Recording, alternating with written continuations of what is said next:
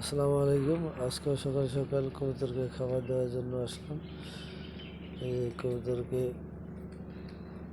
খাবার দিলাম।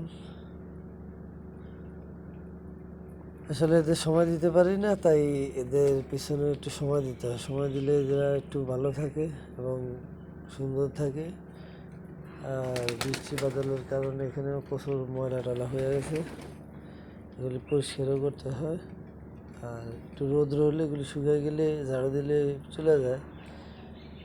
তো আমি এই সময়টুকু আসলে দিতে পারি না কাজের জন্য। এদেরকে সকালবেলা এসে যে খাবারগুলি দিতে হয়, এই খাবারগুলি দিলে ভালো আর কি। যে দুই বেলা খাবার দিলে সবচাইতে ভালো একবেলার চাইতে। আমি আসলে একবেলায় বেশি করে খাবার দেওয়া যায়। এই যে এদেরকে এখন খাবার দিলাম, ওরা পানি খেতে আসছে, এখানে পানির ড্রাম দিয়ে দিই, এখান থেকে ওরা পানি খায়। আর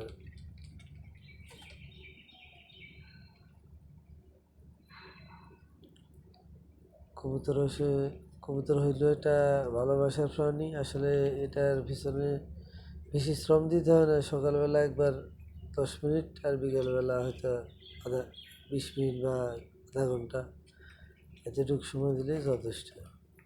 তো আমি তো দুপুরবেলা আসলে সময় দিতে পারি না, সকালবেলা এসে একটু সময় দিই, এই জন্য আর কি। আরও বেশি সময় দিতে পারি না এদের।